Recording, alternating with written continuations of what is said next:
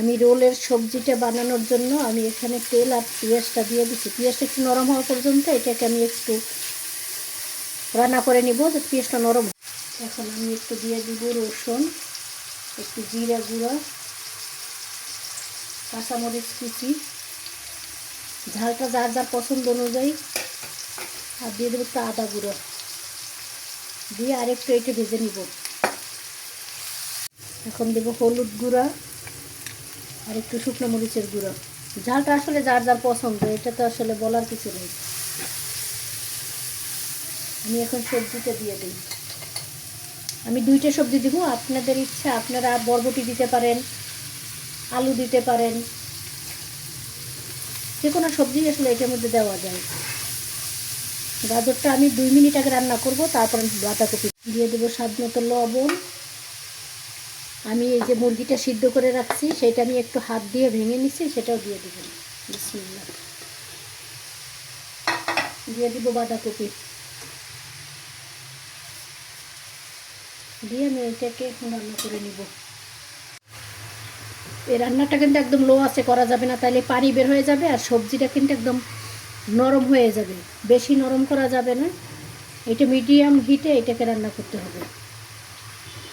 এখানে আমি আর 2টা জিনিস অ্যাড করব, আপনাদেরকে দেখাই দিব, সে পর্যন্ত আপনারা সাথেই থাকবেন, তাহলেই দেখতে পারবেন। আমি এটার মধ্যে 2টা জিনিসকে অ্যাড করে, ওই 2টা জিনিস অ্যাড করলে এটার স্বাদটা কিন্তু দ্বিগুণ বেড়ে যাবে। এখন আমি দিয়ে দেব গরম মশলা 1 চা চামচ, আর টেস্টিং সল্ট দিব 1.5 চা চামচ। এইটাই কিন্তু মূলত এটার টেস্টটা বাড়ায়। এখন আমি এটাকে রান্না করে নিব, যতক্ষণ পর্যন্ত পানিটা না শুকাবে ততক্ষণ পর্যন্ত এটা রান্না করতে হবে। আমি যে সবজিটা রান্না করছি ঠান্ডা হয়ে গেছে, আমি একটু কড়াইয়ের মধ্যে রেখে দিলাম, বাটিতে আর উঠাই নেই, যেহেতু এখান থেকেই কাজ করব তার জন্য। এখন আমি যে শিটগুলো বানাইছিলাম, এখন আমি রোলগুলো বানাই। এই যে আমার শিটগুলো এখানে থাক, আমি একটা একটা করে এখন বানাই নিব। আমি একটা আপনাদেরকে বানাইয়ে দেখাই, আসলে এটা তো সবাই পারে, তারপরও আপনাদেরকে দেখাইয়ে দিই। এই যে দিলাম, একটু লম্বা করে দিই, এ পাশটা একটু ভাঁজ করে দেই। রোলের বাস আসলে সবাই আমরা পারি। আর আটা একটু আমি আটা গোলাই নিছি, আটা ময়দা যেটাই হোক একটা হইলেই হবে। এখানে একটু সিল করে দিই যাতে খুলে না যায়।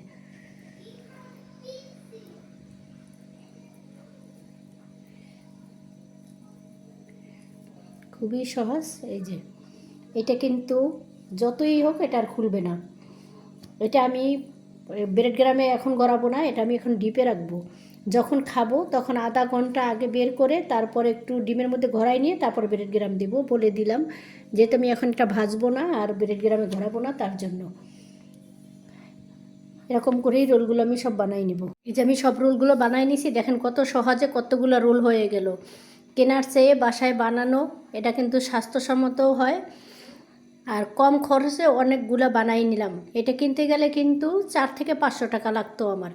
একটু কষ্ট করলে আসলে অনেক টাকা বাঁচানো সম্ভব।